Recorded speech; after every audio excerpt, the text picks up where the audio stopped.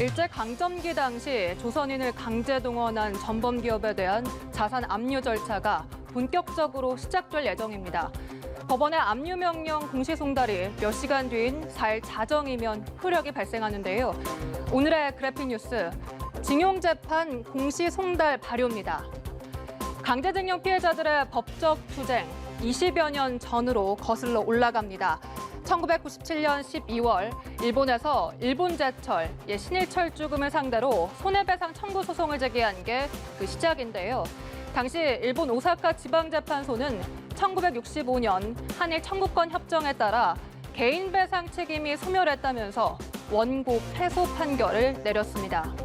일본 최고재판소 역시 2003년 상고를 기각했는데요.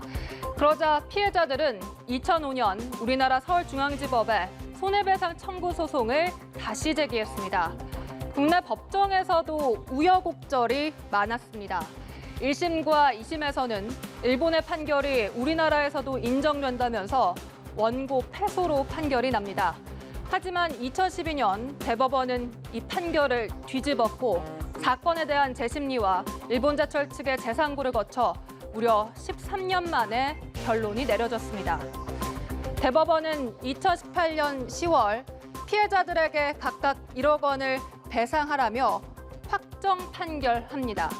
일본 정부는 이에 대한 사실상의 보복 조치로 2019년 7월 한국에 대한 수출 규제 조치를 발표했는데요. 한국을 백색 국가, 즉 수출 절차 우대국에서 제외하면서 반도체와 디스플레이 제조에 필요한 핵심 소재 수출을 제한하기 시작했습니다.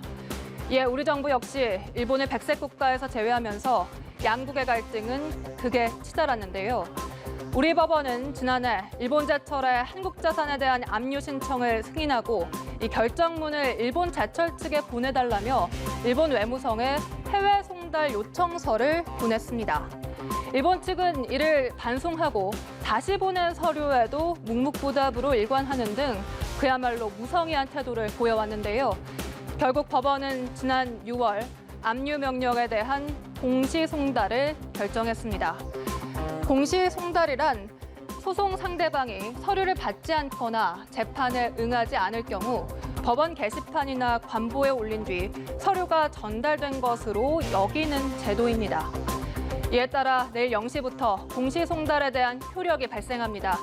일주일 뒤인 11일 0시까지 일본제철이 항고하지 않으면 법원은 채무자 신문 등을 거쳐 일본제철에 대한 자산 매각 절차에 들어갈 수 있습니다.